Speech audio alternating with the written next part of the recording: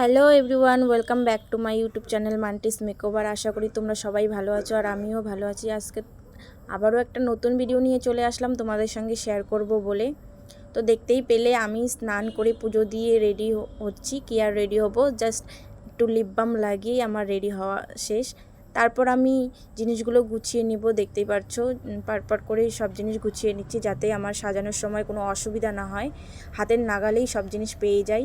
তো আমার সুবিধা মতো আমি একটা একটা করে জিনিস গুছিয়ে নিচ্ছি। জিনিসগুলো গুছানোই ছিল, জাস্ট আমি ভালো করে ব্যাগের মধ্যে ভরে নিচ্ছিলাম এক এক করে। এমনিতেই আমার অনেক লেট হয়ে গিয়েছে, কারণ 2টোর দিকে যাওয়ার কথা ছিল, কিন্তু আমি 3টের দিকে বেরোবো, কারণ ব্রাইডের বাড়ি আমার বাড়ির থেকে 10 মিনিটের ডিস্টেন্স। তাই আমি দেরি করছিলাম, কারণ রিচুয়ালস অনেক থাকে বিয়ের দিনে ব্রাইডের বাড়িতে। জানি গিয়ে বসেই থাকতে হবে, অনেক রিচুয়ালস কমপ্লিট হওয়ার বাকি, তো গিয়ে বসে থাকতে হবে। এই জন্যই আমি আস্তে আস্তে রেডি হচ্ছিলাম। এরপর আমি বেরিয়ে পড়লাম 3টে বাজে। তো দেখতে পাচ্ছ ছাতা নিয়ে বেরিয়েছি, প্রচণ্ড রৌদ্র ছিল আর আমি হেঁটে হেঁটেই যাচ্ছিলাম। বৃষ্টির দিনে পা অনেক ভিজলে জানোই কেমন হয়। আমি পা নিয়ে হাঁটতে পারছিলাম না। ভাগ্যিস একটা টোটো পেয়েছি আর টোটোতে উঠে পড়লাম। আর টোটোতে উঠেই কিন্তু তাড়াতাড়ি বিয়েবাড়িতে পৌঁছেও গেছি আমি। এরপর আমি ব্রাইডের রুমে চলে আসলাম। দেখি ব্রাইডের এখনও আশীর্বাদ হয়নি এবং স্নানও হয়নি।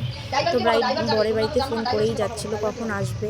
সেই দিন প্রচণ্ড গরম ছিল, তার মধ্যে কারেন্ট চলে যাচ্ছিল আর জানলা দিয়ে এত সুন্দর শীতল হাওয়া বইছিল যে নিজেকে আটকাতে পারলাম না। জানলার পাশেই চলে আসলাম সুন্দর ওয়েদারটাকে ফিল করার জন্য। এরপরে জানতে পারলাম বরের বাড়ি থেকে লোক এসেছে আশীর্বাদ করার জন্য। তো আমি বাইরে চলে আসলাম দেখতে। এসে দেখি ব্রাইডকে বসিয়ে দিয়েছে আশীর্বাদ করার জন্য। প্রায় 6টা বাজতে চললো, এখনও ব্রাইডকে সাজানোর জন্য বসাইনি। ফাইনালি ব্রাইড চলে আসলো। তোমার ইচ্ছা মতো বলো, যাতে ভালো হয়। আচ্ছা, সবাই যাতে লাইক করে। আচ্ছা, এই যে বলতে পারলে ভালো করে, আর ভালো বলতে পারো না, সবাই যদি পছন্দ হয়। হ্যাঁ, তোমরা তো ব্রাইডের ডিমান্ড শুনতেই পেলে, সেই অনুযায়ী সাজাবো।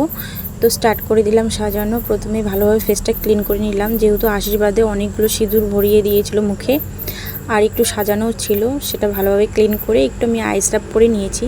যেহেতু এখন সামার সিজন, সব ব্রাইডরাই সোয়েট রেজিস্ট্যান্ট বা ওয়াটারপ্রুফ মেকআপই প্রিফার করে। তো আমার ব্রাইডও আজকে সোয়েট রেজিস্ট্যান্ট মেকআপই একটা রিজনেবল প্রাইজের মধ্যেই চেয়েছিল। তো আমি সেটাই করে দেব ব্রাইডের ডিমান্ড অনুযায়ী, এবং সিম্পল রাখতে চেয়েছিল খুবই।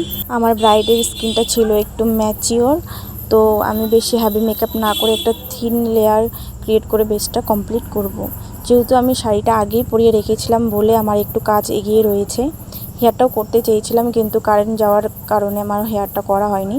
যেহেতু দিদির একটু হেয়ারটা থিন রয়েছে। 15 জুলাইয়ের এই ব্রাইডকে সাজাতে এসে আমার সঙ্গে কি ঘটলো সেই সবই তোমাদের সঙ্গে আমি আজকে শেয়ার করব।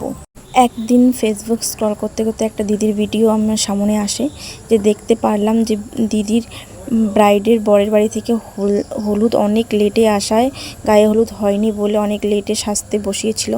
তো অনেকটা লেট হয়ে গিয়েছিল, আর সেই কেসটাই আমার সঙ্গে হয়েছে, একটু ডিফারেন্ট। আমার ব্রাইডের বরের বাড়ি থেকে লোক আসার কথা 1টা বা 2টোর দিকে আশীর্বাদ করার জন্য। আর এই কথাটাও আমি অনেক আগেই বলে দিয়েছিলাম দিদিকে, যাতে আশীর্বাদটা একটু আগে অন্তত করো, যাতে আমি ঠিক সময়ে সাজাতে পারি। তোমরা তো দেখতেই পেরেছো আমি আস্তে আস্তে 3:30 বেজে গিয়েছিল। এসে আমার 2.5 ঘন্টা 3 ঘন্টা বসে থাকতে হয়েছে। আর বরের বাড়ি থেকে লোক এসেছে 5টার দিকে, আর আশীর্বাদ করতে করতে প্রায় 6টা বেজে গিয়েছিল। তারপর আমি সাজাতে বসেছি।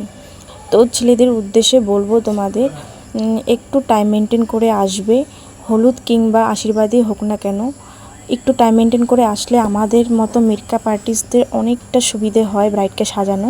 কারণ বিয়ের দিনে অনেক রিচুয়ালস থাকে, তার মাঝখানে একটু টাইম বের করে সাজানো অনেকটা চাপের হয়ে যায়, একটা মেন্টালিটি প্রেশার পড়ে আমাদের মাথায়।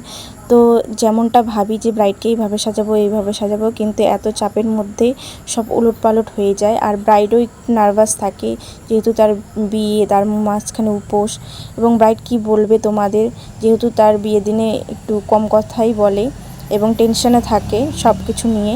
তো ছেলেদেরই বলবো, একটু তোমাদের ফ্যামিলিকে বলবে যাতে একটু কাজগুলো টাইম মেনটেন করেই করে, যাতে সাজানো তাড়াতাড়ি হয়। আর সাজানোর মাঝখানে যদি গেস্টরা এসে গিফট দেওয়া শুরু করে তাহলে তো আরও অসুবিধা হয়, সাজানো অনেকটা লেট হয়ে যায়, কারণ গেস্টরা এসে তো ব্রাইডকেই প্রথমে দেখতে চায়। এটাই রিকোয়েস্ট ছেলেদের উদ্দেশ্যে। এই হচ্ছে দিদির আজকের ফাইনাল লুক, খুবই মিষ্টি লাগছে। আর দিদি খুবই ভালো মনের মানুষ। দিদি প্রত্যেকটা ছোটোখাটো বিষয় আমার সঙ্গে ডিসকাস করেছে যে কোনটা ভালো মানাবে, কোন জুয়েলারি পরলে আমাকে ভালো মানাবে।